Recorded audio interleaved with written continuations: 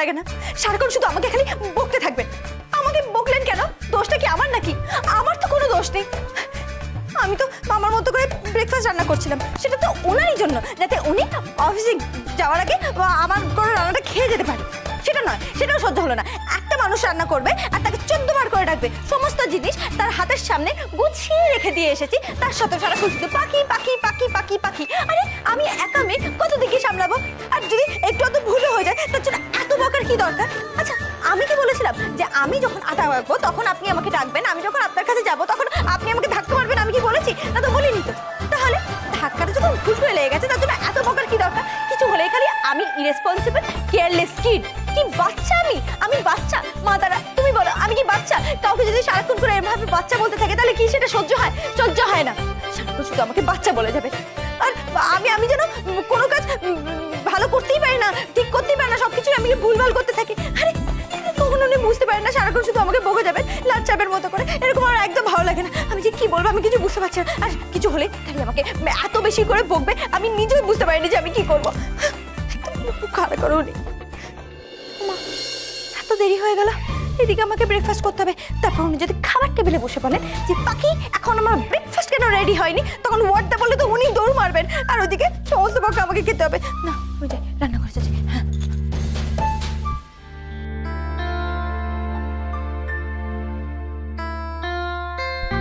অর্ণবাবু, আজকে তো আমার একটু দেরি হয়ে গেছিলো আর সবার জন্য রান্না করতে হচ্ছিলো, তাই আমি আপনার জন্য স্যান্ডউইচ বানাইনি, আমি আপনার জন্য পাস্তা বানিয়েছি। যেরকমই খেতে হোক আপনাকে কিন্তু খেতে হবে। হ্যাঁ, আমি তাড়াহুড়ো করে বানিয়েছি তো। আর কি জানো, হ্যাঁ ঠিক আছে তো, আপনি এটা খেয়ে নিন। আর ও হ্যাঁ, আপনার তো আবার শার্ট বের করে আয়রন করতে হবে। ঠিক আছে, আমি এখনই করে দিচ্ছি, আপনি খেয়ে নিন, আমি আসছি। ইস, ঠিক এই সময়টাই তো চলে যাচ্ছিস সর্দি।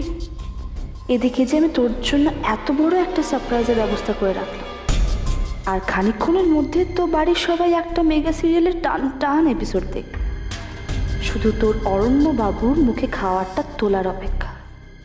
মুখে দিলেই তো চেঁচাতে শুরু করবে।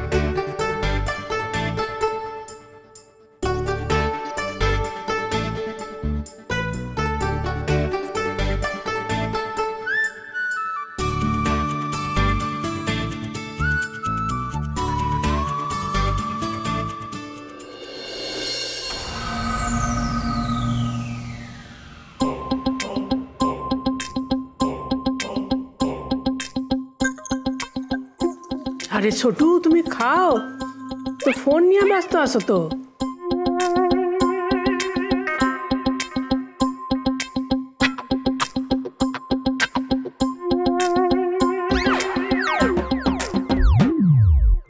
তোর বাবা খালি তখন থেকে খাবারটাকে নেড়ে যাচ্ছে, মুখে আর দিচ্ছে না।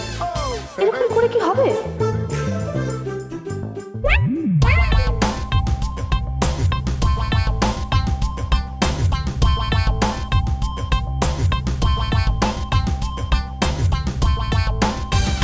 দেখুন অর্ণবাবু, আমি আপনার জন্য দুটো শার্ট আয়রন করেছি। আপনার কোনটা ভালো লেগেছে, নীলটা না গোলাপিটা? আপনি কোনটা পরবেন? আরে আপনি বলুন ঠিক করে না অর্ণবাবু, আরে বলুন কোনটা।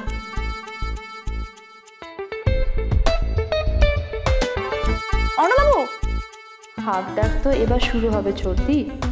খাবারটা একবার জামাইবাবুর গলা দিয়ে নামতে দে।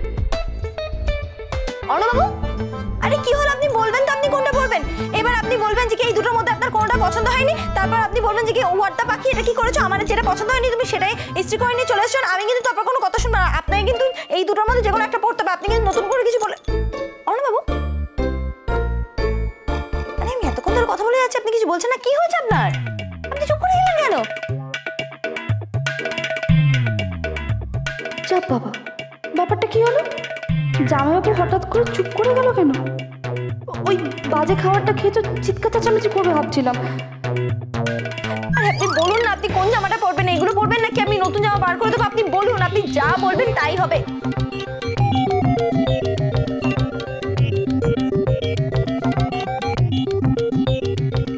কি হলো বলুন তো? আমি যেন লাচ্ছাবের নতুন মূর্তি দেখছি। অর্ণবাবু, আমি বলছি ঠিক আছে, আমি যা করেছি তার জন্য সরি। আমি বুঝতে পেরেছি যে আপনি আমার উপর এতটা রেগে গেছেন যে আপনি আমার সাথে কথাও বলতে চাইছেন না, কিন্তু আপনি প্লিজ কথা বলুন।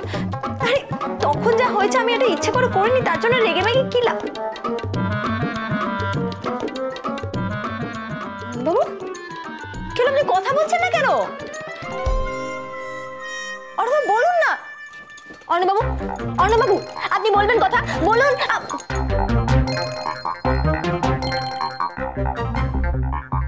ছোটু, সত্যি তো তুই কোনো কথা বলছিস না কেন? ভাই কি হয়েছে তোর? চুপ করে আছিস কেন এরকম? বেটা, আমার মনে হচ্ছে কি ছোটুকার দিমাগই খারাপ হয়ে গেছে। একবার স্যার पे হাত রাখছে, একবার হাত এসে এসে হিলাচ্ছে, কিছু বলছে না কেন? হ্যাঁ পাখি শোনো, তুমি দেখো তো ওর গলায় কিছু হয়েছে কি, গলা মানে যার জন্য ও কথা বলতে পারছে না। কোনো কষ্ট হচ্ছে আপনার? হ্যাঁ কি মুখে কষ্ট হচ্ছে? नहीं, मुझे लगता है वो एरो का जो लिप है ना वो अटक गया है। हाँ হ্যাঁ তাই তাই, দেখি দেখি, আমি এক্ষুনি দেখবো কি হয়েছে, দেখি। লাইফ সাইন্কিং? এসব কি বলছো তুমি? ভাই কি কি হয়েছে তোর? খুলুন মুখটা, খুলুন, দেখি দেখি দেখি কি হয়েছে, দেখি দেখি দেখি দেখি দেখি। আরে আরে আরে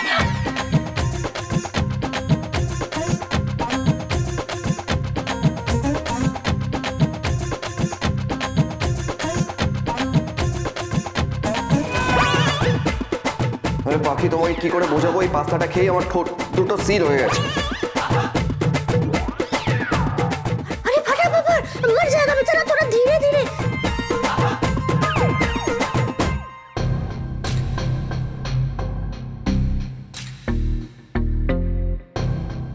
আপনি বলুন আপনার কি হয়েছে?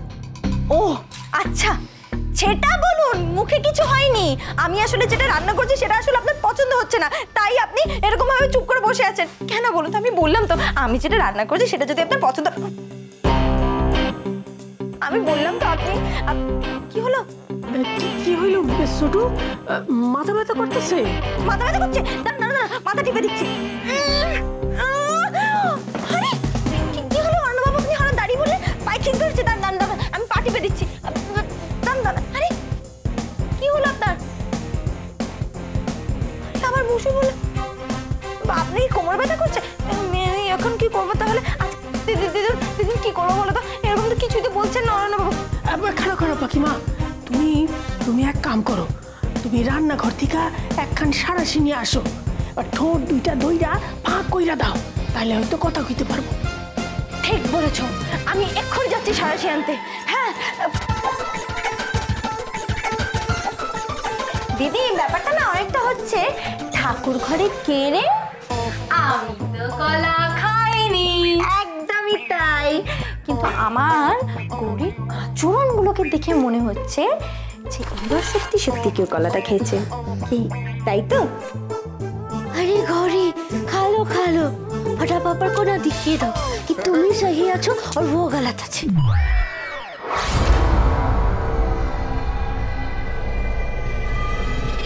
কেমন হয়েছে এটা খেতে?